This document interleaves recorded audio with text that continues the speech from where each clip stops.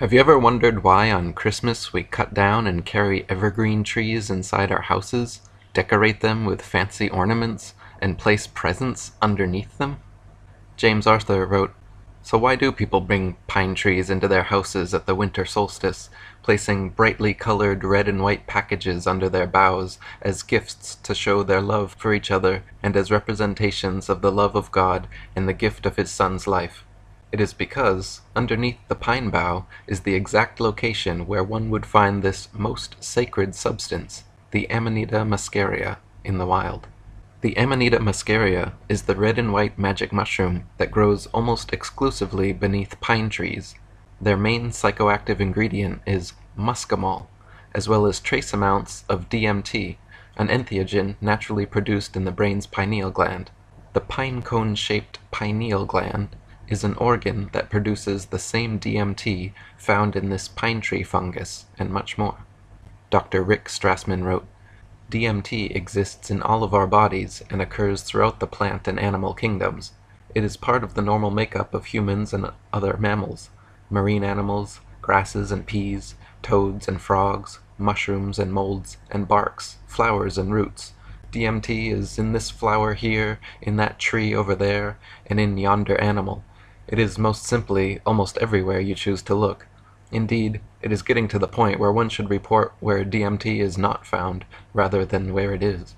James Arthur wrote, "The pine tree is one of the well-known central relics of Christmas. Under this tree is where those who are deemed good find their reward in the form of a present. A big red and white rounded mushroom grows under the very tree we are to look under on Christmas morning to find our gift. Green, red, and white as Christmas colors comes from the evergreen tree and the red and white mushrooms underneath. The word Christmas originally comes from the Egyptian Christ, oiled or anointed one, and mace, the sacred cakes annually made and ingested by the Egyptians. This Eucharist was originally made from Amanita muscaria, or was the mushroom itself. The tradition existed all over the ancient world, but most of the iconography and symbology recognized today comes from pre-Christian Northern Europe." James Arthur wrote, "The very name Christmas is a holiday name composed of the words Christ, meaning one who is anointed with the magical substance, and Mass, a special religious service or ceremony of the sacramental ingestion of the Eucharist, the body of Christ. In the Catholic tradition, this substance, body, soma, has been replaced by the doctrine of transubstantiation, whereby in a magical ceremony the priests claim the ability to transform a cracker or round wafer into the literal body of Christ." Dana Larson wrote, "Although most people see Christmas as a Christian holiday, most of the symbols and icons we associate with Christmas celebrations are actually derived from the shamanistic traditions of the tribal peoples of pre-Christian Northern Europe. The sacred mushroom of these people was the red and white Amanita muscaria mushroom. These peoples lived in dwellings made of birch and reindeer hide called yurts. Somewhat similar to a teepee, the yurt's central smoke hole is often also used as an entrance. After gathering the mushrooms from under the sacred trees where they appeared, the shamans would fill their sacks and return home. Climbing down the chimney entrances, they would share out the mushrooms' gifts with those within. Santa also dresses like a mushroom gatherer. When it was time to go out and harvest the magical mushrooms, the ancient shamans would dress much like Santa, wearing red and white fur-trimmed coats and long black boots. To this day, Siberian shamans dress in ceremonial red and white fur-trimmed jackets to gather the magic mushrooms. First, they pick and place the mushrooms to partially dry on nearby pine boughs, which prepares them for ingestion and makes the load lighter. This is why we decorate our Christmas trees with ornaments and bulbs, because the gatherers would always adorn trees with drying mushrooms. Next, the shaman collects his red and white presents in a sack and proceeds to travel from house to house, delivering them. During Siberian winters, the snow piles up past the doors of their yurts or huts, so the red and white clad shaman must climb down the smoke hole or chimney to deliver the presents in his sack. Finally, the appreciative villagers string the mushrooms up or put them in stockings hung affront the fire to dry. When they awake in the morning, their presents from under the pine tree are all dried and ready to eat. Dana Larson wrote, The amanita mushroom needs to be dried before being consumed. The drying process reduces the mushroom's toxicity while increasing its potency. The shaman would guide the group in stringing the mushrooms and hanging them around the hearth fire to dry. This tradition is echoed in the modern stringing of popcorn and other items. James Arthur wrote, "The ancient shamanic use of Amanita muscaria in Siberia is well documented. Despite governmental oppression against its use, there are still many who refuse to accept the authorized state religion and continue the shamanic traditions in secret. Just as the Siberian shaman, commonly dressing in red and white, would enter through the opening in the roof of a home where a ritual was to be done, Santa Claus also arrives on the roof and enters through the chimney. Just as the shamans would gather the mushrooms in bags, which they would bring with them when performing a ceremony, Santa Claus also, on the holy day, brings presents in a bag. Siberian reindeer also enjoy eating Amanita muscaria mushrooms, and thus are often used as a lure by the deer-herding natives. Since one of the hallucinatory experiences often felt on psychedelic mushrooms is that of flying, Santa's flying reindeer most likely derive from this. In the Arctic Circle, this fungus also has magical associations with animals.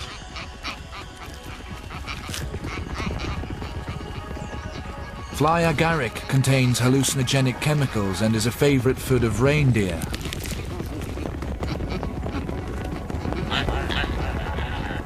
For thousands of years, the lives of reindeer and Sami people have been entwined. Fly agaric was important to both of them. In autumn, reindeer seek out the mushrooms, even under an early fall of snow.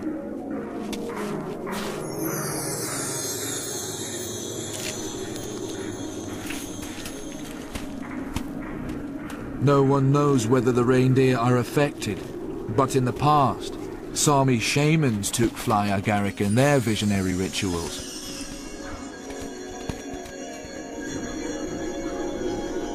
They even drank urine from reindeer, believed to be under the influence.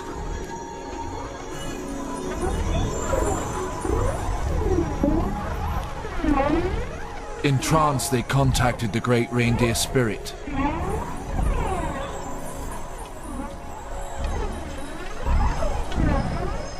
On humans, the drug heightens senses and creates visions of flying.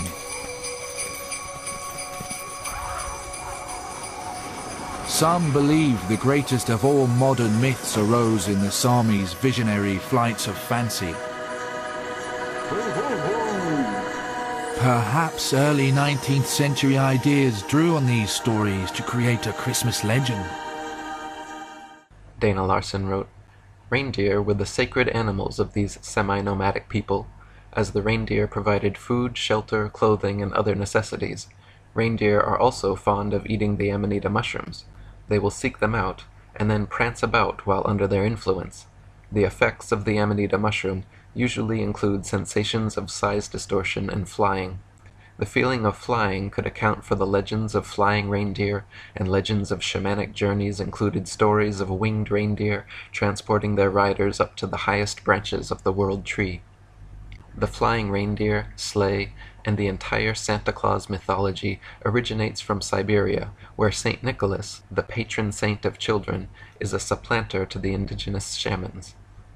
James Arthur wrote, "Saint Nicholas, known as the patron saint of children, is the most revered saint in Russia, second only to the apostles. He is the Russian Orthodox Church's supplanter to the native people's highly respected local shaman. A shaman is a holy man that is well acquainted with a form of spirituality that incorporates plant entheogens, which facilitate the NDE, near-death experience, or out-of-body experience.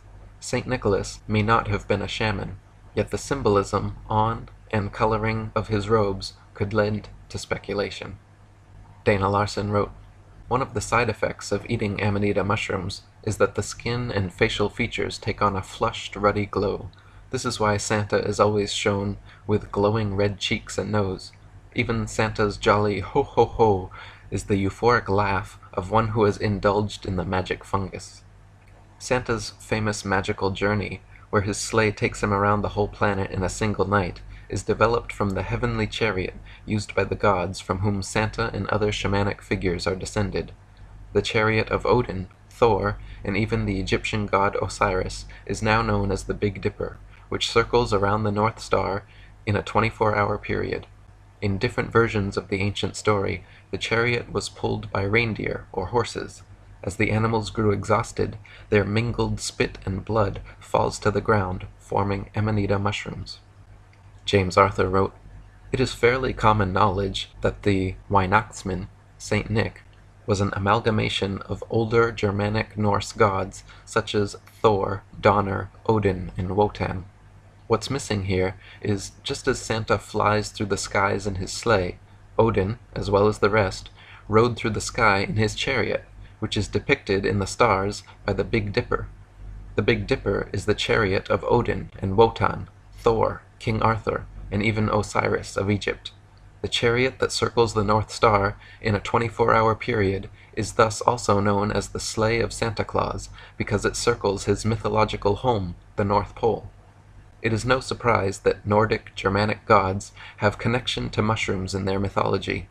As Thor throws his mushroom-shaped hammer to the ground, mighty thunders and lightning cracks cause the real mushrooms to appear. As the horses pulling Odin through the sky in his chariot become overexerted, their blood-mingled spit falls to the ground and causes the amanita mushrooms to grow at those exact points. Probably the first Santa was Osiris in ancient Egypt, who rode his flying chariot to and from the North Pole, was born on December 25th, and celebrated by putting presents underneath an evergreen tree. James Arthur wrote, "Not only did Osiris ride the sky in a chariot, but after his death Isis found that an evergreen, cedar, had grown overnight from a dead stump to full-sized, which was understood as a sign of Osiris's rebirth and immortality. Interestingly, the traditional birth of Osiris is the 25th of December. The 25th of December was also celebrated annually by putting presents around the cedar tree. This tradition is at least 5,000 years old.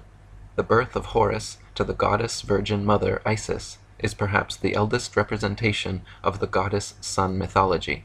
Yet it is impossible to know this, or the real age of the astrotheological Virgo giving birth to the child god star mythology for sure. However, it is the oldest source I have found. Santa, an anagram for Satan, dresses in red, keeps lists of naughty and nice children, and seems to steal Christmas from Jesus. But if understood in its original mushroom context, Santa's not a conniving, omniscient list keeper. He's an entheogen, a plant or substance which is said to generate the god within. The word entheogen breaks down en for inside, theo for god, and gen for generate. Generate the god inside. If you have ever taken an entheogen, like psilocybin, DMT, peyote, or ayahuasca, then you are already aware of the spiritual or even religious experiences associated with them. As anyone who has tried them knows, and most anyone who hasn't fiercely denies, these entheogens put us directly in contact with that spark of the divine within ourselves. They allow us access to higher consciousness and open our third eyes. The outer material world dissolves, and the five senses return to a state of one sense, one consciousness." James Arthur wrote, "First-hand understanding is through the ingestion of the holy substances, of which there has been so much written that this brief exposé merely scratches the surface of. It is this direct communal contact which is truly the means whereby a human being can experience his true spiritual nature. One must take very seriously his or her own spirituality, for this is that which we truly are. As I stated in the opening sentence, this experience is of extremely great value, so much so that I feel it necessary to the evolutionary process of each and every individual, and inevitably to all of mankind. If you have mischief, wickedness, or secrecy in you, then entheogens will take you down into the depths of your own hell. But if you have kindness, love, and truth within you, entheogens will raise you up into the heights of that heaven. When people of a poor disposition or in a negative mood eat magic mushrooms, they usually have a bad trip and experience frightening or depressing hallucinations. When people of a good disposition or in a positive mood eat mushrooms, they usually have a great trip and experience hours of uncontrollable laughter and a loving, close feeling with everyone around. Just like at Christmas, Santa keeps lists of children who are naughty and nice, at Easter, only good kids get to eat the colored eggs. This is likely because good kids on mushrooms are hilarious and lots of fun, whereas naughty kids on mushrooms guarantee a bad trip for everyone, so they get coal at Christmas and no eggs at Easter. James Arthur wrote, Santa Claus is an all-knowing icon that reads the hearts and intentions of everyone on the planet. Each child is told the story of the round man who wears red and white, and his associates, reindeer, little people, and Mrs. Claus. They are also told the story of a miraculous worldwide flight in a sleigh which results in presents being delivered under a tree. Yet when a child reaches the age of reasoning, he is informed that this story is all a fabrication. This revelation is devastating upon the psyche of a young mind. It is also at this time that the child is often comforted and pacified from the shock by very strong reinforcement that the religious systems which the parents or guardians profess are indeed factual, and an attempt is made to incorporate the respective religious traditions into the holiday as the real meaning for the celebration. Santa Claus and the Easter Bunny have both been uprooted from their original positions. They began as mythological mushroom heroes understood in a spiritual context both by children and adults. Now their literal meaning has been suppressed, and a fake image has been corporatized by Coke, Cadbury, and others. The effect this has had is to turn mythological heroes into fantasies and lies. It was not meant for children to discover as they are coming of age that parents, family, and friends have lied to them about Santa and the Easter Bunny. It was meant for them to discover deeper meanings behind the mythologies, such as the ancient astrotheological understanding of the heavens, the knowledge of the zodiacal procession, the seasonal cycles like solstices and equinoxes. The whole complexity of the modern Christmas mythos is an unexplainable mess without the magic mushroom. The story is completely unintelligible. Dana Larson wrote, Some psychologists have discussed the cognitive dissonance which occurs when children are encouraged to believe in the literal existence of Santa Claus, only to have their parents' lie revealed to them when they are older. By so deceiving our children, we rob them of a richer heritage. Many people in the modern world have rejected Christmas as being too commercial, claiming that this ritual of giving is actually a celebration of materialism and greed. Yet, the true spirit of this winter festival lies not in the exchange of plastic toys, but in celebrating a gift from the earth, the fruiting top of a magical mushroom, and the revelatory experiences it can provide. Instead of perpetuating outdated and confusing holiday myths, it might be more fulfilling to return to the original source of these seasonal celebrations. How about getting back to basics and enjoying some magical mushrooms with your loved ones this solstice? What better gift can a family share than a little piece of love and enlightenment?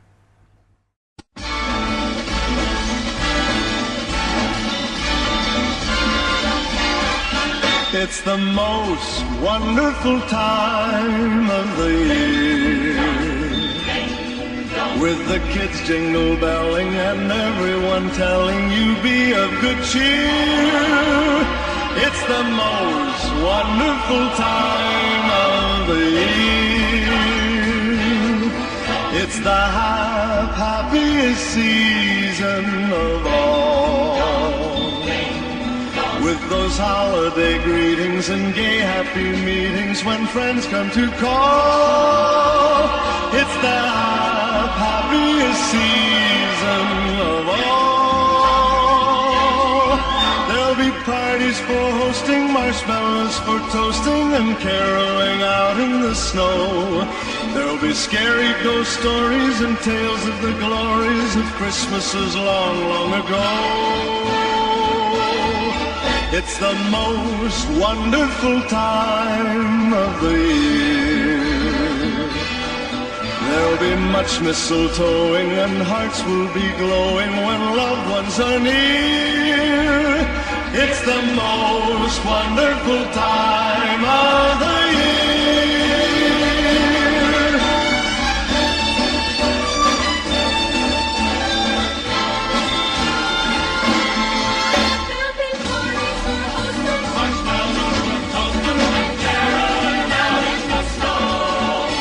Scary ghost stories and tales of the glories of Christmases long, long ago.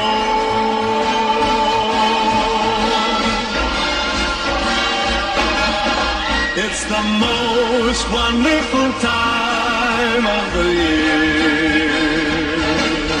There'll be much mistletoeing and hearts will be glowing when loved ones are near. It's the most wonderful time, yes, the most wonderful time, oh, the most wonderful